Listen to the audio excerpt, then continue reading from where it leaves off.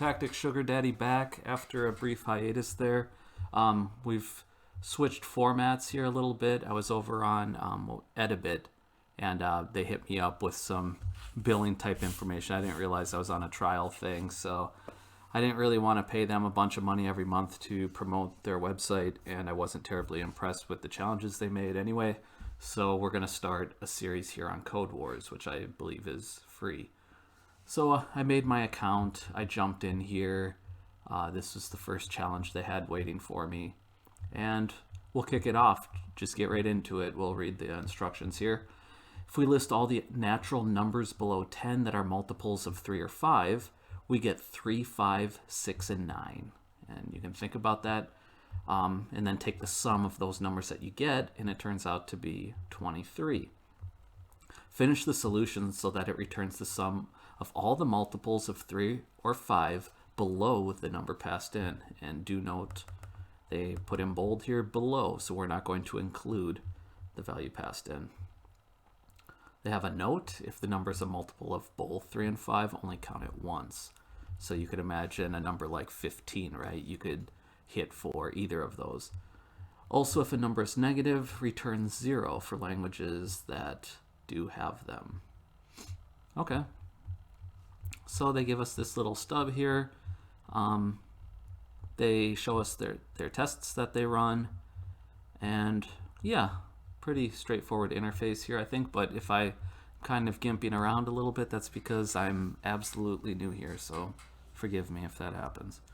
But we'll start coding. We know there's magic happening everywhere we go. I don't think we really need that. That's implied here. Let's start by knocking out some edge cases. So we kind of think when we go to solve this problem, generally, the value is going to be something like 10 or larger, right? But we have weird things. What happens if the value is a negative number, you know?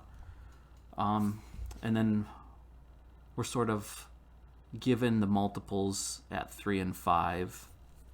We're not going to go to pains to make this adjustable where you could modify those values to include different ones or add more. But, you know, if you were doing an application where that kind of thing was going on, you would want to make your solution more generalized so you could change those values on the fly. We're not going to worry about that here. So let's see, what would be the weird case? We'll start low. So if value is less than, let's say 4 to start, right? If it's less than 4, the highest one you could have is 3, but note again this below. So 3 won't actually get you a multiple because if the value is 3, you're analyzing up to the value 2, and 2 is less than 3, so you get nothing. And they noted to return 0. If you have no multiples, they add to 0, right? Nothing adds to 0. So we'll simply return 0 there. And then imagine we kind of slide that idea forward or higher up in the numbers, right? What would be our next sort of weird case? It would be if we had a value passed in that covered the 3 and not the 5, right? So if we had the value of 4 or 5, that would happen. Where, let's see, if value is 5, I think I could say less than or equal to 5. And then you only have that 3 as a multiple, right? 3's covered, but you don't get the 5, right? Not until value goes up to 6 do you include 1 below, and 5 is a multiple of 5. So I think you have just the 3 in this case, and we'll return it. 3 by itself plus nothing else is 3. And then finally, we would have the simple case, very trivial, where it was just our 2 multiples covered, right, and nothing else.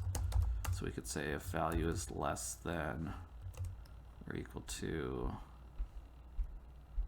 6, right? And we could say return 8. You get both of them, right? Because the highest value would be 5. 3 and 5 are covered. 3 plus 5 is 8. So good there.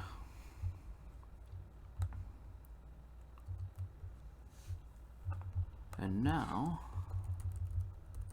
now we're kind of at that point, right, where we've got all the lowball weird cases out of the way, and we can just assume that both multiples will be covered, along with ones that we'll have to search for while we're counting up to the value that's passed in.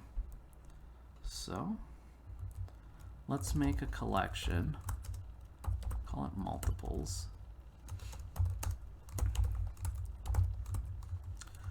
And I'm going to initialize it with the values 3 and 5, right? That's what they gave us in the instructions, 3 and 5. Those are the guys we're going to check against. I'm just using a list to hold them, a list of integers. Again, note that because these return statements are here, if any of these hit, we're out and nothing that I'm writing now, here and below, will get executed. The function's done at that point. So if we're down here, it means none of those cases hit. Okay, we've got that. And then, let's see, we're going to sort of iterate over the numbers counting up to the value that's passed in, right? So our starting point, I'll call it num to check. And for this, let's just start at the next value, next to last value. I said we weren't going to make this too dynamic, and we're not. So I'm going to take this little bit here, right? Takes the length of the list minus 1 because these are 0 based. So this statement here is accessing the last element in the multiples list, which is 5, right? And we're going to start 1 beyond that. And we're going to start with 6. That's where we should be at if we get to this case. 4 equals 5. So yeah, actually, yeah, 1 below. That's okay. Okay, I thought maybe we were off there. So we'll call that, and this is going to C. You could just put in 6 here if you wanted, right? Like I said, if you don't want to worry about that too much, you can just set it to 6. The next number after whatever is here. The nice part about this way is if you did adjust your multiples, it would automatically go up to 8 for you. But then again, this isn't very realistic, right? Because we wrote out our edge cases based on the 3 and the 5. So you'd have to modify all this, and it's not really fair for me to say like that's dynamic. You know, it's not. So if you want, just throw 6 in there. Do it like this, however you like to do it. And for our starting point, remember, we're keeping a sum of these multiples that we match. And so at this point, our value is above 5, so we know we're getting both 3 and 5 to start. So we're going to keep a running sum going. And I'm going to initialize that to the factors that we know we already have. I can use this sum function. I'm going to have to bring in some, okay, that's why I have link here. We'll get a sum method on this collection, this list. So that's just going to throw 8 in sum. Again, if you just want to put the number 8 in there, you can. This makes sure I don't do a dumb thing when I'm just adding the numbers in my head. So, but you can do it the other way if you like. Okay, and so now we're going to go iterate over those values. Let's do a for loop for that, right? Our index, we'll call it num to check. We're going to start at 6. And we're going to say while I is less than value, right? They didn't want us to include value. That's why we used less than and not less than or equal.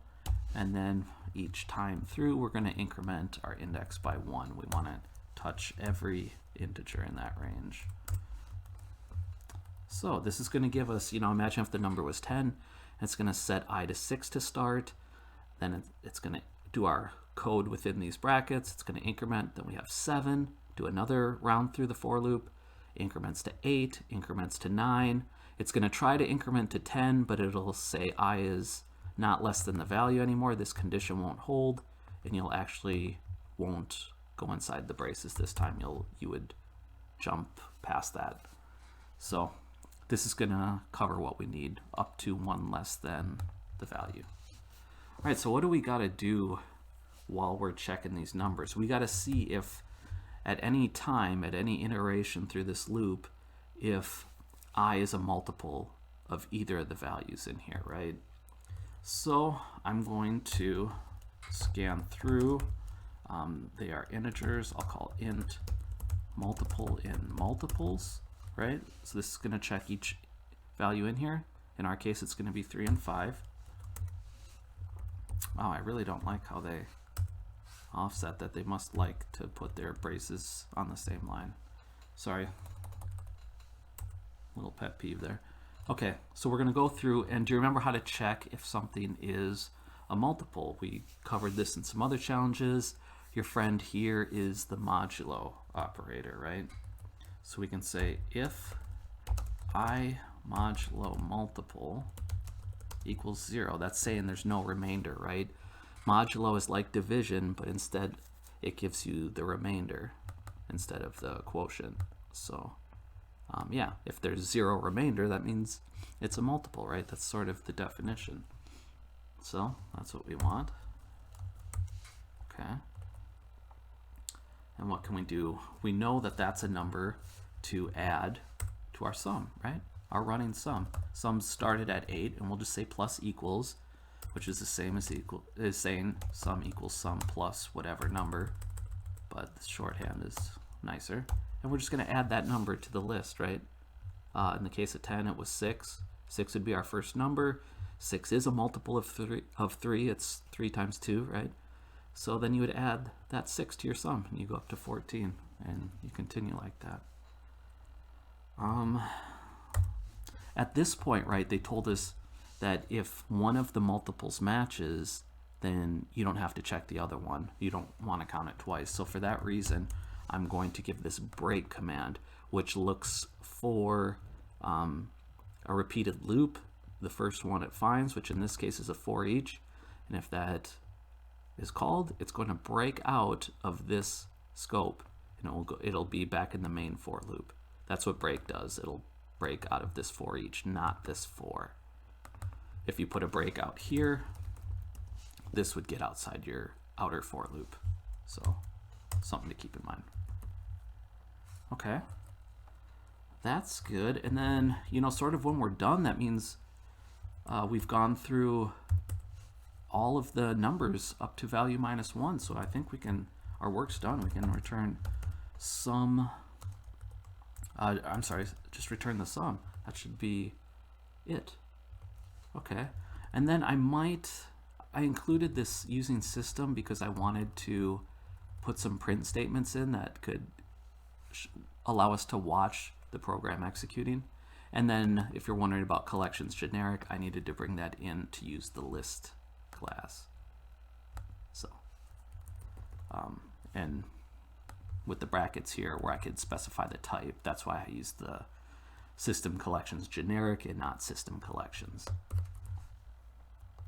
So, yeah, we'll give that a go. We'll put in some print statements here. Let's say console write line value passed in, and I might, we could, yeah, let's do that. It's not too bad. This little $sign's a nice shorthand you can do for this. You could, concatenate on your own, but I like this guy a little bit better. Value passed in, and then you just put the variable name in there, and it will inject the value in for you. These curly braces inside let you know that, hey, it says, hey, this is a variable. Don't literally print the word value. It's saying, hey, give me the value in value. And we should see that when we print. And then maybe we could put something in, say we have a matched number here, something like, let's say,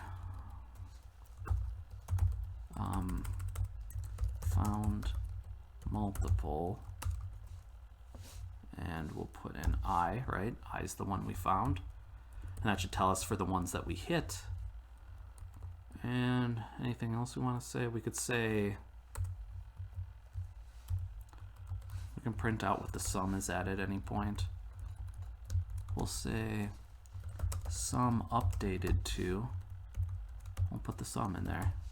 And then this should, you know, this kind of gives you a visual. You don't need to do this, but it might make it more clear where you can see the program executing. And so, okay, I think we made a honest attempt at this. Turn 8. Yeah. Okay. Just taking a quick peek over it, see if I can find any obvious mistakes. I didn't see them, so we'll go to their test button. This should run their test on the class. Let's see what we get. Test results. The name multiples does not exist in the current context. Solution line 20, right?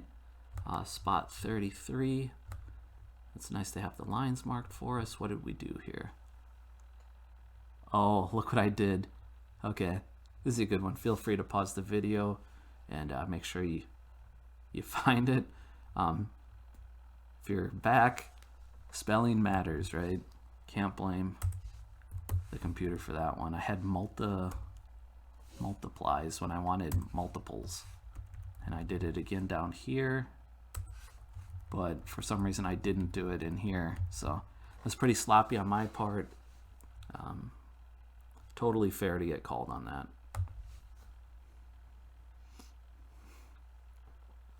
Hey, there we go. Cool. The tests look happy. And then, yeah, look at this little log I expanded. So you can see our print statements, right? Value passed in, 10. And we knew it was going to be 10 because if you looked in the sample tests window, see there assert are equal 23, the value they expect. And then calling our method, which is solution, remember, kata solution. That's what they called this. That's the method. This is the class. So yeah, they're telling us they're going to pass in 10 and expect an answer of 23, and that checked out good. And then we can kind of observe the work that we were doing, right? Found multiple 6. That should have happened. It matched with 3, and then it took that 8 plus 6, and we got 14. Good. It would have incremented to 7. No matches found for 7, right? There was no found multiple 7. So it increments to 8. Again, no found multiple 8. Increments to 9. Bam, we hit again. That's 3 times 3. That's a multiple of 3. So add the 9 to our 14, and we got 23. And then at that point, right, it would stop because 9, once it gets incremented to 10, that's not less than 10. 10 is not less than 10. So we're out of the loop, return the sum, and we're looking good. So I noticed I have a full screen option here. That could be more useful while I'm working. I'll probably go to this view while I'm typing in the future. So something to know that could help you out while you're working too. Again, I'm just figuring this out now, all the bells and whistles on this site. Looks good though. I like the dark theme too. Anyway, it passed the one test. Notice I only have one test here, so I guess we hit attempt to submit it to probably a larger suite of tests. There was just one in place to kind of let you know you're on the right track, so I'll attempt that. See what we get. Cool. You may take time to refactor, comment your solution, submit one. Oh, that's kind of nice. Okay, so it ran against the larger suite. Yeah, and so that's good. We had our print statement still in, right? Because passing one test by no means your answer is guaranteed to be right. Even passing 1,000 tests doesn't mean your answer is guaranteed to be right. You just kind of get more confidence the more you examine it. And so this could be helpful, right? If we would have failed on some other number, some other test that they had tried, we could get a little more input here and go, oh, okay, try to figure out what we did wrong. I'm sure that'll come up in later challenges. Fortunately, it didn't come up here. So, but you definitely wouldn't leave these statements in. that's just needless processing. That's just totally wasteful once you're ready to deliver your software. There's the other guy. So yeah, we don't need those. Feel free to just delete them. And yeah, that should pretty much do it. Feel free to hit me up as usual in the comments if there were parts that you felt like I just sort of glazed over, or any questions in general. I think I will. Oh, that looks like they're going to make me attempt again because I modified the program. Makes sense. Because imagine I accidentally commented something that was relevant, or fat fingered a key and changed something. So it's not really, once I modify the file, it's not certified anymore. That's fair. Like I got the garbage out of there. Let's make sure I didn't do anything dumb there. Cool. Passed all tests. Let's fire this one off. And I noticed they got this little, I think that's a currency, 8 Caillou. Forgive me, I don't know what that is. It sounds, they have the whole dojo kind of theme going on here, so I don't know if that's a Japanese kind of thing there. I'll figure it out. It's cool though. I like what they have going on here. So we'll submit, and then should be on to the next challenge.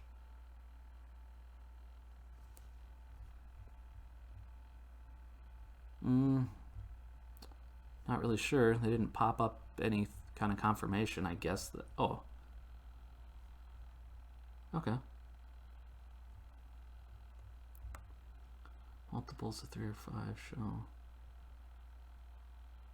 Okay, so maybe they give other people's solutions. Yeah, that's cool. So you can see what other people are doing.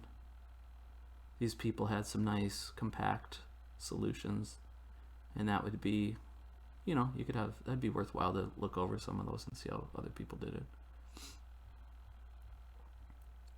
But yeah, looks good. We'll go on to the next kata for the next video, or you could take another stab at this, try and clean it up some more, make it really compact. But yeah, thanks for watching. Again, hit me up with questions. We'll see you in the next video.